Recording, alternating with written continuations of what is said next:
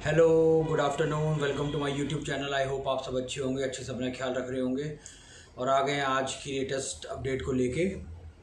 So guys, आज की जो वीडियो है हम उसमें बात करेंगे मयंक अग्रवाल की इंजरी के हवाले से।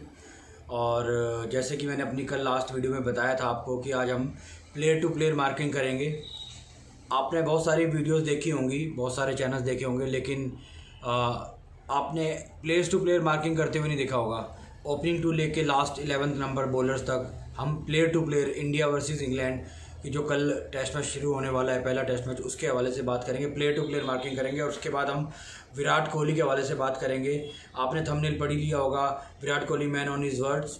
सो उसके हवाले से भी बात करेंगे। और जो मयंक की इंजरी हुई है उसके बाद जो ओपनिंग स्पॉट जो खाली हुआ है उसके बारे में बात करेंगे। सो सबसे पहले मयंक अग्रवाल की इंजरी के हवाले से बात करते हैं। मयंक अग्रवाल को कल परसों नेट पे प्रैक्टिस करते हुए मोहम्मद सिराज की बॉल लगी सर के पीछे, हेड के पीछे, जिसकी वजह से उनको कंक्लूजन किया गया। अपडेट ये है कि वो स्टेबल हैं, लेकिन अभी भी वो 24 आवर्स की ऑब्जर्वेशन में रहेंगे। और बैड न्यूज़ ये है कि वो फर्स्ट टेस्ट से आउट हो गए हैं। सो एक्चुअली अब प्रॉब्लम ये हो रहा है कि जब वो प्रैक्टिस कर रहे थे नेट में तो उनकी जब सिराज ने बॉल डाली तो उनकी आइज बॉल से हट गई और बॉल जाके उनके बैक ऑफ द हेड लगी। सर पे बॉल लगना आपने देखा है, बहुत सारे प्लेयरों ने, एक दो प्लेयर ने जान भी गंवा दी अपनी इस चक्कर में। बहुत सीरियस इंजरी हो जाती है प्लेयर्स को। सो भगवान से प्रे करेंगे कि उनकी इंजरी ज़्यादा सीरियस ना हो और वो जल्दी से जल्द रिकवर करें और इंडियन टीम को ज्वाइन करें।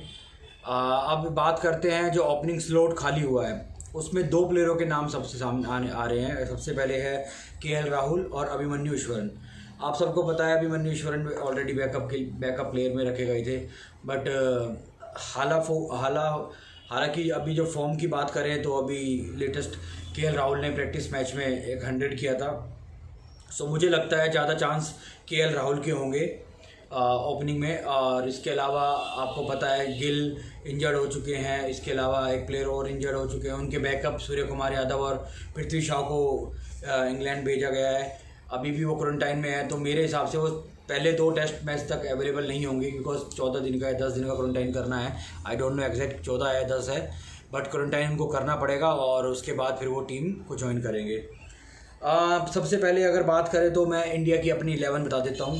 मेरी तरफ से जो इंडिया की 11 है वो है रोहित शर्मा, केएल राहुल, चेतेश्वर पुजारा, विराट कोहली, अजिंक्य रहाणे, ऋषभ पंत, जड्डू और शार्दुल। मैंने 2 रखे, मैं आपको बताऊंगा मैंने 2 क्यों रखे हैं। उसके बाद अश्विन, शमी, सिराज एंड बुमराह।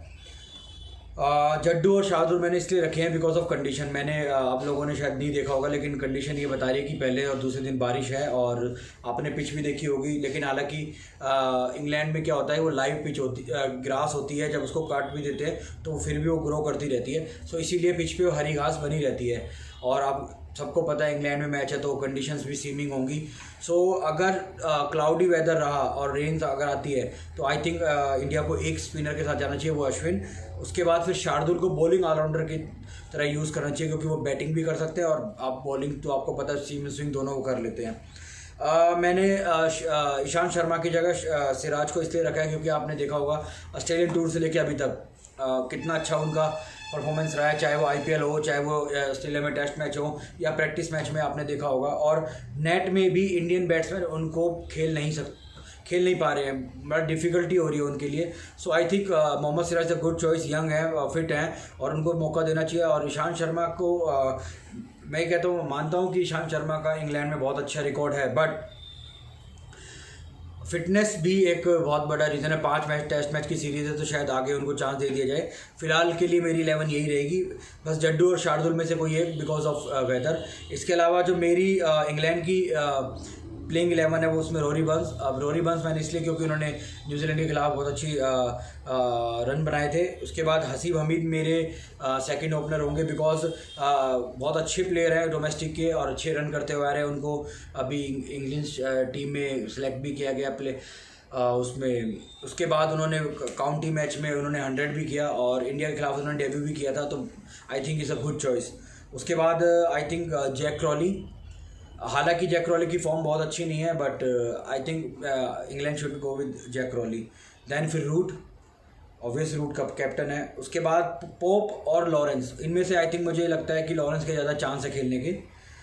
छठे पे होंगे बटलर, सातवें में सैम करन, अगेन ऑलराउंडर, जैसे मैंने शार्दुल को बोला कंडीशन के हिसाब से बॉलिंग ऑलराउंडर है, लेफ्ट ही है और लेफ्ट आर्म को इंडियन बैट्समैन को बहुत परेशानी होती है।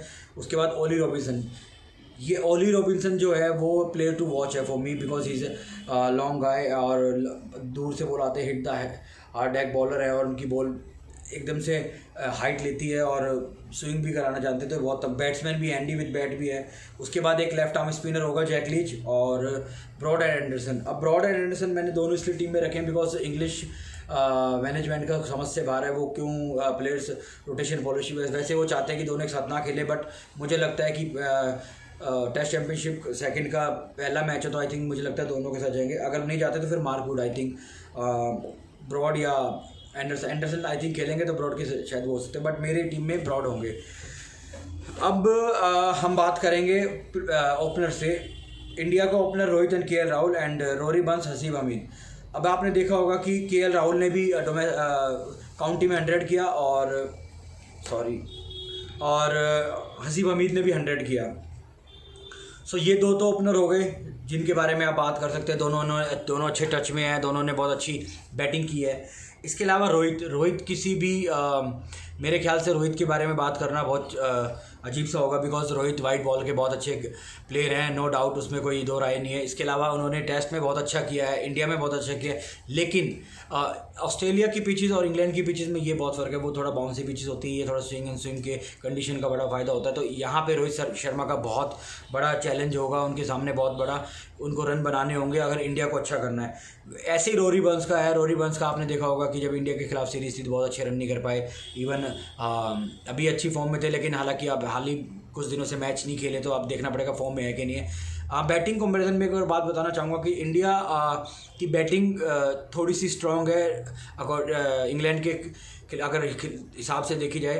हालांकि बॉलिंग दोनों टीमों की बेटर है। हाँ, थोड़ा सा मैं इंडिया को इसलिए एज देता हूँ कि इंडिया के पास थोड़ा पेस है। अगर कंडीशंस को अच्छे से रीड करके बॉलिंग करेंगे, थोड़ा आगे बॉल डालेंगे, डरेंगे नहीं 4 चौके खाने से, तो उसके बाद इंडियन बॉलर दोनों साइड बॉल को स्विंग कराने में माहिर है और वो तंग कर सकते हैं। हालांकि एंडरसन अपने होम ग्राउंड में खेल रहे हैं, एडवांटेज उनको होगा, इंग्लैंड फेवरेट जाएगी, बट मैं इंडिया को कहीं पे भी कम नहीं आंकता। इसके बाद हम चलते हैं Jack Crawley and Pujara.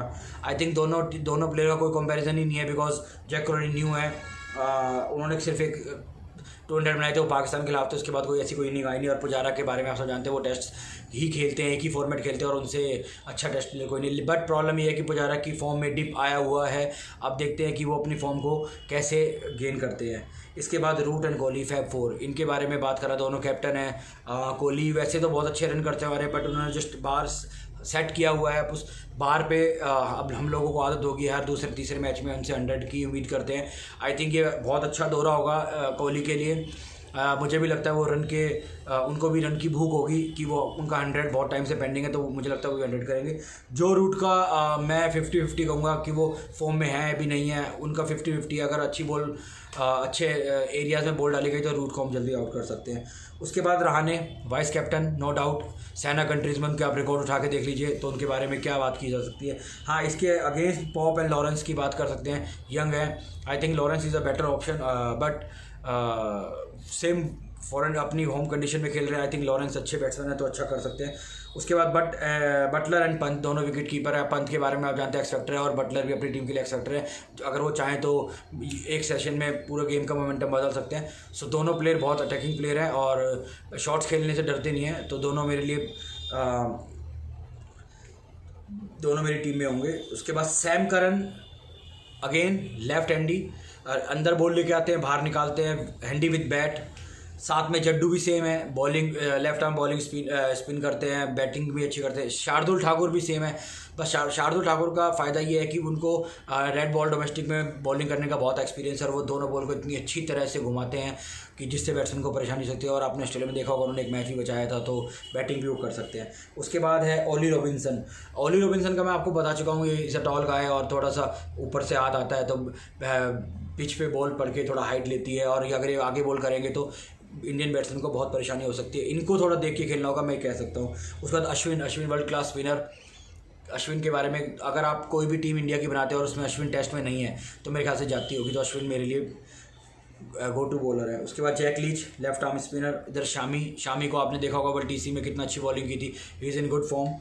Siraj तो मेरी टीम में मस्ट है। उसके बाद ब्रॉड एंड एंडरसन, बुमराह को भी बुमराह बहुत अच्छे बॉलर हैं। बुमराह जो एंगल बनाते हैं अपनी बॉल का वो इतना अच्छा बनाते हैं कि वो जैसे बॉलर बैट्समैन को लगता है कि वो एंगल आ रहा है, बॉल उनकी तरफ आ रही है, लेकिन जैसी बॉल पड़ती है वो सीधी निकलती है, थोड़ा सा कांटा बदलती है बाहर की तरफ, जिससे बैट्समैन को परेशानी होती है। और उनकी बॉल भी जब स्टार्टिंग में वो आए थे तो जैसे ही बाउंस टिप करती है बॉल एकदम से जंप लेती है। तो आई थिंक बुमराह को भी गुड लेंथ से थोड़ा सा आगे गुड लेंथ से बॉल करना पड़ेगा। अगर बॉल को थोड़ा सा, जब तक जितना बॉल ज़्यादा एयर में रहेगा उतना ज़्यादा बॉल मूवमेंट करेगा, ये बात इंडियन बॉलर्स को ध्यान रखनी पड़ेगी, जो कि हमने WTC में नहीं की। सो ये तो हो गई मेरे प्लेइंग 11 के प्लेयर टू प्लेयर मार्किंग। अब बात करते हैं विराट कोहली के, हमारे लास्ट सेगमेंट के ऊपर चलते हैं।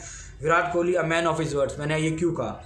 सबसे पहले विराट कोहली के बारे में बता दूँ, he is a positive captain, he has attitude, he is a fighter, role model and fitness freak. ये मैंने 4-5 वर्ड्स उनके लिए निकाले हैं, बिकॉज जब से वो टीम में कैप्टन बने हैं तो आपने टीम की फिटनेस लेवल देखा होगा। एवरी सिंगल प्लेयर, आपको इंस्टाग्राम पोस्ट हो या कोई भी सोशल मीडिया की पोस्ट हो, आपने देखा होगा हर प्लेयर अपनी फिटनेस पे ध्यान दे रहा है।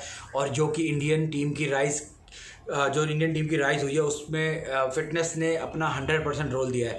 आप हर प्लेयर की फिटनेस लेवल देखिए, बहुत अप टू द मार्क रहती है, और I think world class fitness level का उन्होंने एक बार सेट कर दिया। और सभी प्लेयर, और इवन इंडियन प्लेयर नहीं, फॉरेन प्लेयर्स भी और दूसरी टीम के प्लेयर भी, दीगर प्लेयर भी विराट कोहली को फॉलो करते हैं। जैसे भाई वो रोल मॉडल इसलिए है कि वो जिस भी यंग प्लेयर को बात करते हैं तो उनको गाइड करते हैं कि कैसे रन करने चाहिए, कैसे अपने आप को डेवलप करो, कैसे चेज़ करना सीखो। तो ये 2-3 चीज़ें वो बहुत अच्छी करते हैं। और उसके बाद वो फाइटिंग स्पिरिट तो आपने उनकी देखी होगी। जब भी कोई भी बॉलर, इंडियन बॉलर विकेट लेता है तो उससे ज़्यादा एग्रेशन विराट कोहली शो करते हैं, बिकॉज वो अपने बॉलर्स को बैक करते हैं। और इंडियन फास्ट बॉलर को बनाने में जितना हाथ विराट कोहली का है, आई थिंक आज से पहले किसी कप्तान ने नहीं किया। Attitude, of course he is a captain, he is a modern great, तो एटीट्यूड होना भी चाहिए। एटीट्यूड का मतलब ये नहीं होता कि आपके अंदर किसी चीज़ का घमंड एटीट्यूड होता है। आप पॉजिटिव एटीट्यूड की बात करें कि हाँ, आप फील्ड में जाते हैं तो सामने वाली टीम को लगता है यार ये बंदा तो एटीट्यूड में है, पॉजिटिव है। सो वो पॉजिटिव एटीट्यूड जो विराट कोहली टीम के अंदर लेके आते हैं, जो एग्रेशन, जो एक अटैकिंग जो अप्रोच होती है, वो जो टीम में लेके आते हैं, वही इस विराट कोहली की सक्सेस की कहानी है। उसके बाद पॉजिटिव कैप्टन, जी हाँ, पॉजिटिव कैप्टन मैं इसलिए बोल रहा हूँ क्योंकि आपने कभी भी फील्ड में विराट कोहली के शोल्डर डाउन नहीं देखे होंगे। चाहे हाँ इंडिया टीम हारने वाली हो या जीतने वाली हो, आपने हमेशा उनके फेस पे या उनकी बॉडी लैंग्वेज देखी होगी, वो कभी भी डाउन नहीं होते हैं और हमेशा अपनी टीम को चीयरअप करते हैं। That's why he is a very positive player. इसके अलावा मैं बात करना चाहूँगा कि उन्होंने हाल ही में 1-2 दिन पहले दिनेश कार्तिक को एक इंटरव्यू दिया, और उस इंटरव्यू में उन्होंने बताया कि वो कभी भी अपने माइलस्टोन के लिए नहीं खेलते, हमेशा टीम के लिए खेलते हैं। और मैं 100% विराट कोहली की बात से एग्री करता हूँ, बिकॉज आपने देखा होगा कि जो इंसान इतना पॉजिटिव है, अपनी टीम को अप रखता है हर लेवल पे, अगर वो अपने माइलस्टोन के लिए ना खेलते हुए भी उनके माइलस्टोन देखे 70 उनकी इंटरनेशनल 100s हैं, 12,000 ODI रन है, T20 में पहले बैट्समैन जो 3,000 रन बना चुके हैं, टेस्ट में देखिए आप उनकी 50+ एवरेज है।